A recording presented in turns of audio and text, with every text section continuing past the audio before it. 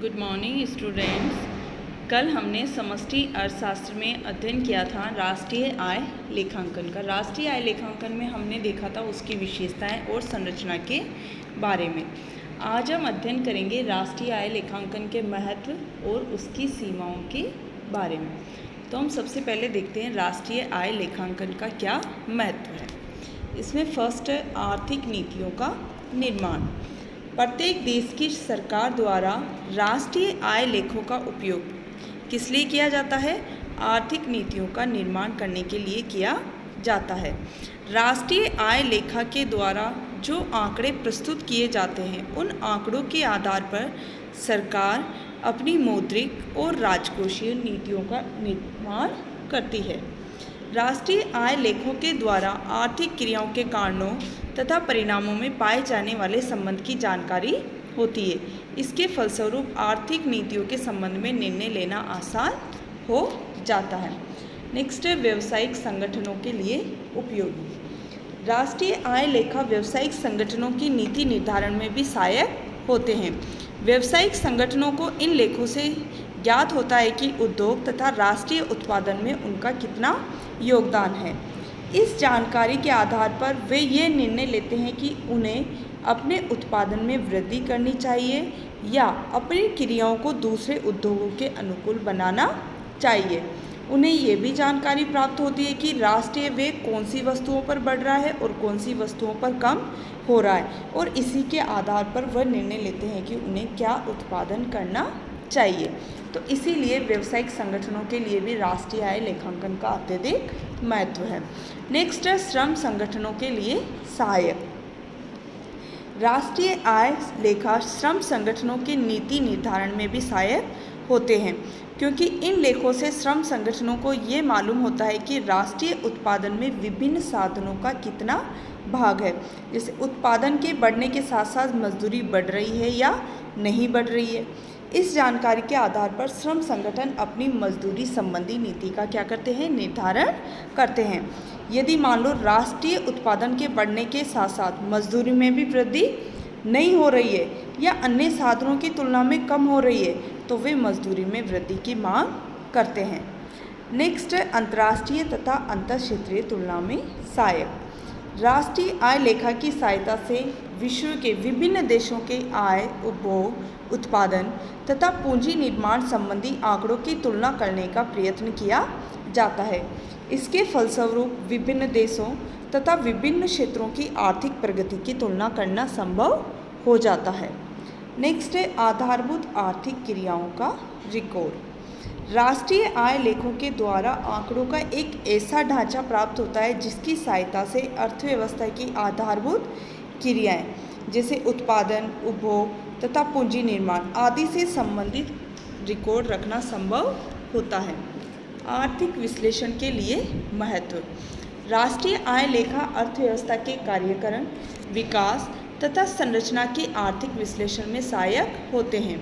राष्ट्रीय आय लेखा अर्थव्यवस्था के विकास तथा कार्यकरण के बैरोमीटर का कार्य करता है। इसके द्वारा राष्ट्रीय आय की वृद्धि दर को प्रभावित करने वाले तत्वों के विश्लेषण में सहायता मिलती है।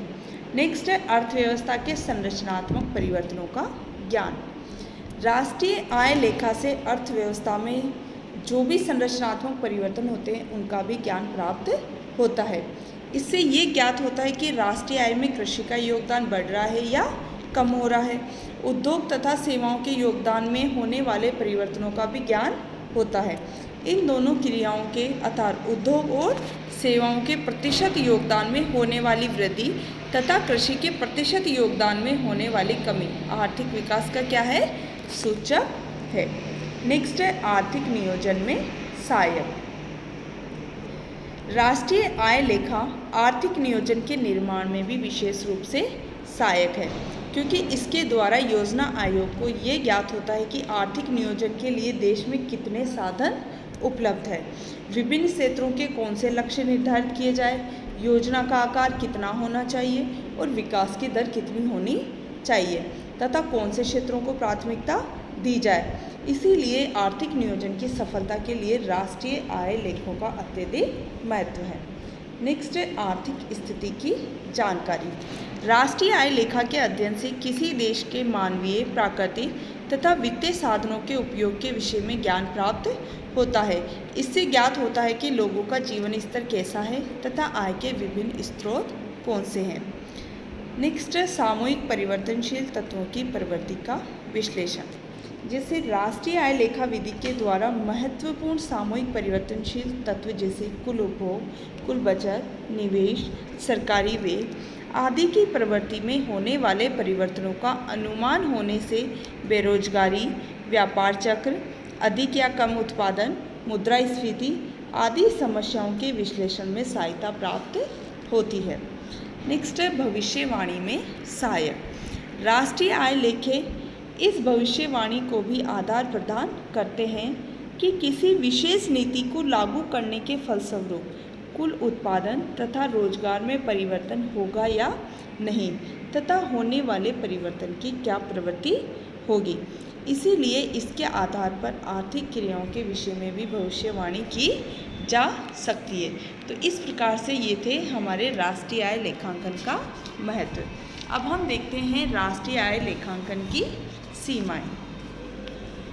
जैसे राष्ट्रीय आय लेखांकन उसके लाभों के कारण अत्यधिक महत्व रखता है, लेकिन इसके कार्य में कई कठिनाइयों का सामना भी करना पड़ता है। इसीलिए इसकी कुछ सीमाएं भी है।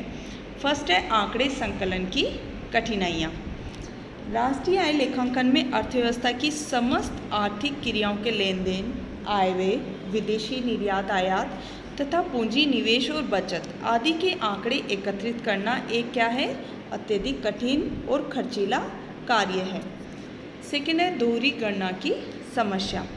अर्थव्यवस्था के अंतिम एवं मध्यवर्ती उत्पादों के कारण आंकड़े संकलन में दोहरी गणना की संभावना सबसे बड़ी कठिनाई होती है। नेक्स्ट है आय व्यय के अपर्याप्त सूचना की समस्या। राष्ट्रीय आय लेखांकन में ये भी एक अत्यधिक बड़ी कठिनाई है कि बहुत से लोग अपने आय व्यय का हिसाब किताब नहीं रखते, क्योंकि अधिकतर में अशिक्षा की समस्या रहती है और कुछ जानकर भी पर्याप्त सूचना देने से डरते हैं या छुपा लेते हैं। इसीलिए आय व्यय की सही सूचना के अभाव में इन आंकड़ों की विश्वसनीयता क्या हो जाती है, संदिग्ध हो जाती है। नेक्स्ट है धारणामूलक समस्याएं या कठिनाइयाँ। राष्ट्रीय आय लेखांकन में कई धारणामूलक कठिनाइयाँ भी आती है। नेक्स्ट है विभिन्न क्षेत्रों के लेन देनों का वर्गीकरण। राष्ट्रीय आय लेखांकन के लिए अर्थव्यवस्था के विभिन्न क्षेत्रों के लेन देनों का वर्गीकरण करने में भी कई समस्याओं का सामना करना पड़ता है। पिछड़ी अर्थव्यवस्थाओं में राष्ट्रीय आय के माप में कठिनाइयाँ। जैसे बहुत सी पिछड़ी अर्थव्यवस्थाओं में वस्तु विनिमय की प्रधानता हो, लोग अशिक्षित हो, आंकड़े संकलन की सांख्यिकी व्यवस्था का अभाव हो अथवा आर्थिक साधनों की कमी हो, तो वहाँ राष्ट्रीय आय के माप में कठिनाइयाँ आती हैं। लेकिन इन सब कठिनाइयों के बावजूद भी राष्ट्रीय आय लेखांकन का महत्व बढ़ता जा रहा है। इसीलिए राष्ट्रीय आय लेखांकन की लोकप्रियता भी निरंतर बढ़ती जा रही है। Thank you.